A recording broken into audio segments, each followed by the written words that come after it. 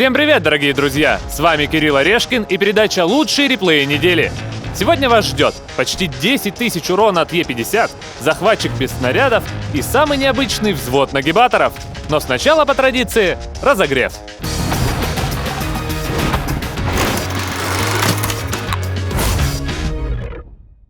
Начнем разогреваться на карте Южный берег. Закинула тут в бой одного товарища, суперпершинг который. Так вот и знаете что? Он начал гнуть. Не, выхватывал он, конечно, тоже, будь здоров, но все-таки больше гнул. Чего стоит одна его дуэль с шестым ИСом, будучи ваншотным? Советскому тяжу наглядно объяснили, что он не самый непробиваемый тут. А потом перш вообще остался один. Да еще и захват. Но это все лирика. Американцу хоть бы что. Он просто выезжает на линию прострела и сбивает захват вслепую при 100%, попутно отправляя врага в ангар. Спокойно и четко. Продолжим на Тихом берегу. Для Т-34-1 бой до поры до времени ничем не примечателен. Он стреляет. В основном не попадает. В принципе, все. Вот только когда китаец решает пострелять по городу, вот тогда-то и начинается самое интересное. Он застрял. Критованный движок не позволяет ему выбраться отсюда, а команда методично сливается. Счет уже 10-14. Т-34-1 даже стреляет в воздух, лишь бы его заметили и страдания кончились. А потом он начинает уничтожать. Хитрый китайский морд. Сначала Е-25 отправляется в ангар, затем Су-122-44 понял, что полеты это не его, злой близнец и сразу за ним елка. Ну и напоследок добить не шибко умного Т-1 Heavy. Вот такой вот неожиданный нагиб. Закончим наш марафон ярости на Мураванке. А МХ-50Б тихо и мирно делал все то, что должен делать, и судьба его вознаградила за это. В какой-то момент ему действительно повезло, и ФВ-215Б-183 не смогла пробить его. А потом ему не повезло, и он остался один против 3 врагов. Соперники прут на француза, и тот понимает, что надо решать. Он выскакивает на Е-100 и разбирает его с барабана. Оставшиеся соперники ждать перезарядки МХ не будут, а потому француз получает по самые помидоры. 81 единица здоровья остается, и есть новый барабан. А МХ-CDC отправлен в ангар за один выстрел. Тапок тоже получает свое и взрыв БК. Вот так мужики решают свои проблемы. Кстати, вы заметили, как нелепо слился МХ-CDC? Он определенно не смотрел наш клевый гайд-парк по этому танку. Если вы видели ролик по ИС-7, то этот такой же, он сделан в том же стиле. Смотрите его. И не повторяйте ошибок этого начинающего игрока на МХ-CDC. А мы переходим к номинациям. Воином этой недели становится игрок с ником ТТ-4747 на Е-50. Местом действия стала нечасто появляющаяся у нас карта Сталинград. В начале боя немец едет по первой линии прикрывать фланг, и оказывается, что этот фланг вообще никому не нужен. Что ж, думается мне, что это означает только одно – надо заходить в тыл. Огромный крюк оборачивается счетом 2-6, а наш герой забирает второго тигра. Дальше все еще проще. Топим в сторону скопления врагов и забираем льва. Точнее, 2 львов. Настырный таракан в центре карты не стал большой проблемой, а вот дуэль с СТ-1 при счете 6-11 могла бы, да не смогла. Советский тяж тоже повержен. Все продолжается в том же духе, но успехи нашего героя сопровождаются постоянными неудачами союзников, а потому счет 9-12 вполне оправдан. Пора что-то решать. Спасти зажавшуюся в углу арту не получится ни при каких раскладах, а вот 8-го ИСа в центре возможно. Е-50 выкатывается на открытое пространство и тут же получает в бочину от бульдога. Без паники, достаточно просто повернуться, пальнуть в ответ, и враг уже в страхе прячется. Хотя прячется он так себе, а потому ему самое место в ангаре. Союзная САУ ожидаемо умирает, но тут появляется наш ИС-8. Есть возможность группироваться. 8-ка отвлекает 3, а наш немец заезжает ей в тыл. Но не тут-то было. Т-29 привлекает наше внимание, и надо разобраться с наглецом. 29-й повержен, и наш герой решает оставить 3-го ИСа на откуп союзнику, а сам едет карать оставшуюся мелочевку. Но только Е-50 начал долбить врагов, как последний союзник погиб. Да уж. Еще и ИС-3 заходит сзади. Что ж, думать не приходится. Прем на всех парах на самого безобидного из врагов и отправляем его на покой. Тут же делаем небольшой обход через дома и наказываем все того же 44-го. Остался последний рывок. ИС-3 обнаружен, и начинаем вытанцовывать. Провокация проходит, и советский тяж палит немцу в гусеницу. Скоростной ремонт, подпитанный шоколадкой, дает возможность дать залп по недругу, а последующий обмен выстрелами и вовсе убить его. Поиски последней арты становятся формальностью. 13 фрагов, почти 10 тысяч урона и невероятная победа. Это воин этой недели, никаких сомнений. Защитником этой недели становится игрок с ником Man05ru на Т-49. Начало встречного боя на Священной долине складывается для американца не то чтобы удачно. Нет, он со своей стороны делает все, что возможно. Например, шотает ЛТТБ. Тут дело в команде. Она, как мы уже привыкли, сливается. В какой-то момент Т-49 просто убегает от 8-го ИСа и замечает, что счет уже 7-11. Наш герой пытается хоть как-то помочь команде, но выскакивает сразу под несколько стволов и попадает в самое пекло всей этой анархии. Благо, скорость американца ничуть не хуже его фугасницы. В это время на базе начинается дуэль двух тигров, и это самое время, чтобы вклиниться в эту разборку.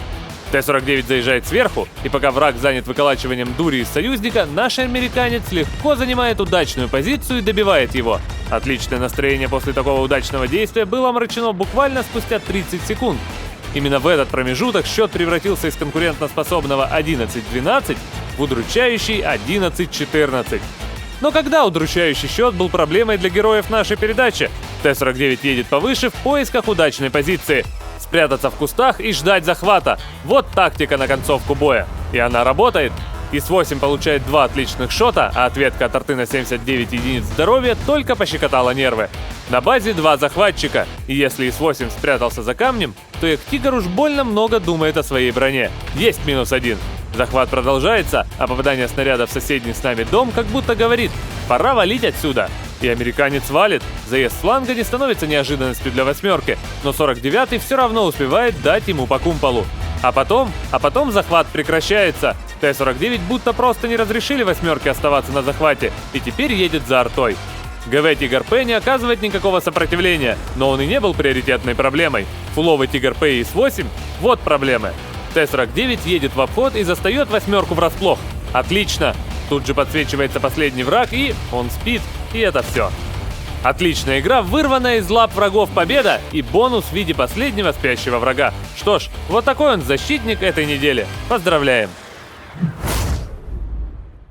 Бой на лайвоксе с верхней базы для Е-25 мог бы стать вполне себе проходным и рядовым событием, но у судьбы были свои планы. И да, кроме как вмешательства судьбы, я не могу объяснить тот факт, что в город поехал лишь один танк.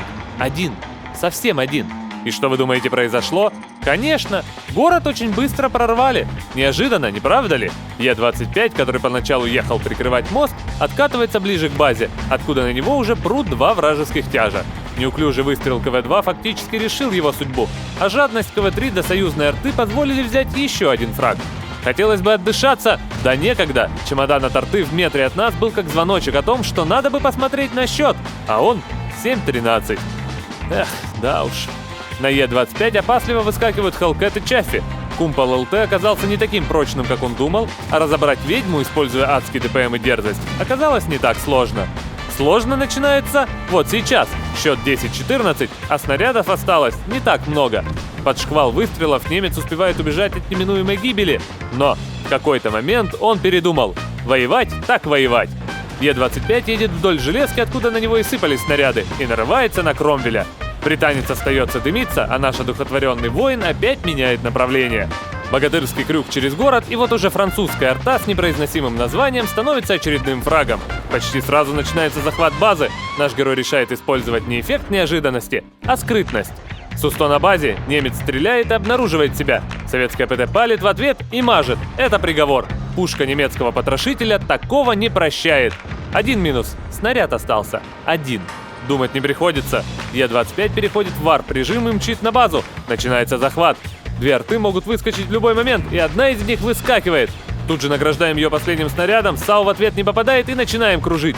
Еще один снаряд падает в метре от нашего героя. Захват почти закончился и... Есть! Есть победа!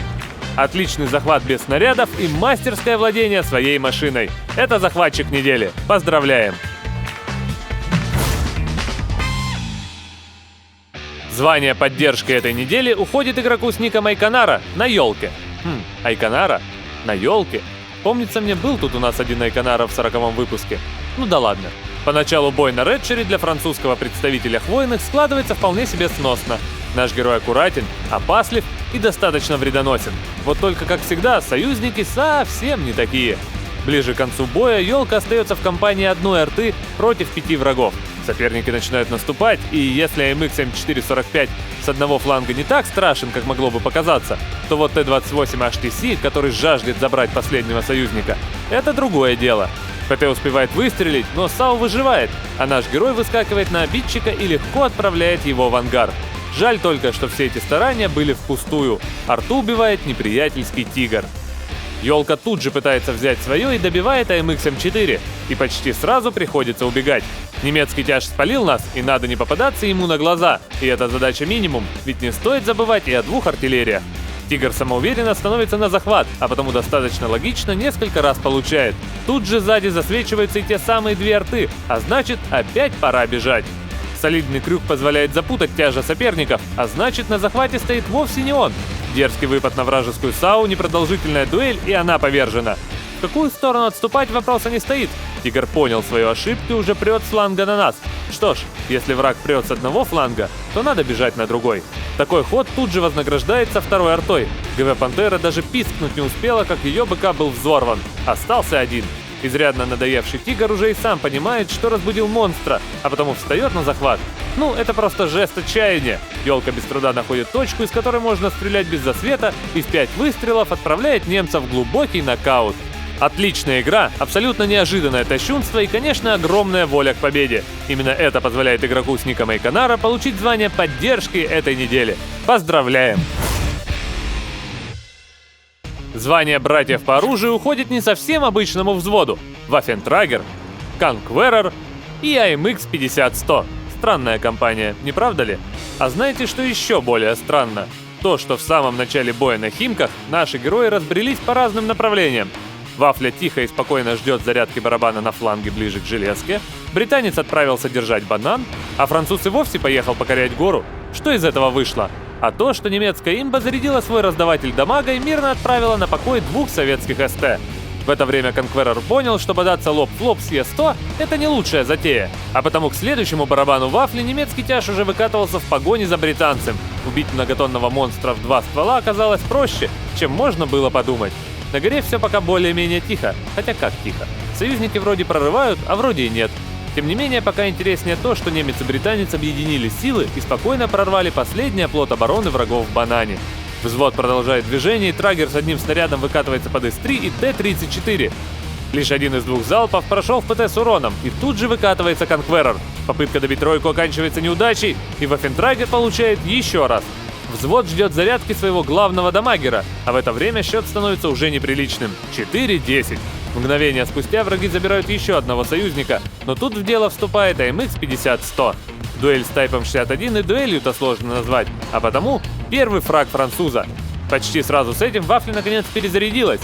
Дразним 2 врагов, и они оба покупаются на это. Из-3 Т-34 попусту разряжаются в ПТ, а та в свою очередь выкатывается и оформляет им смертоносную ответку.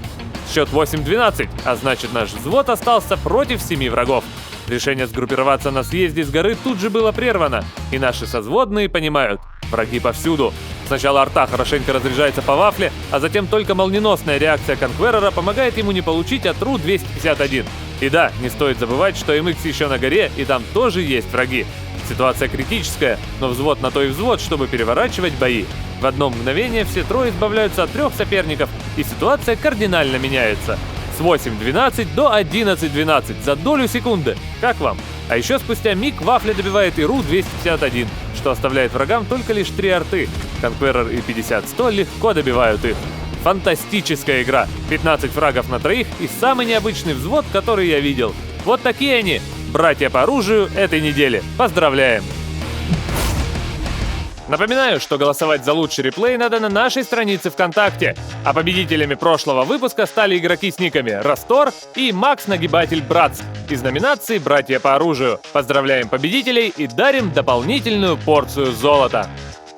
Ну и на этом у меня все. Не забывайте, что теперь узнавать все подробности и новости мира танков можно из Вайбера, а также посмотрите наше видео об апрельских бонусах и скидках. Они вас приятно удивят.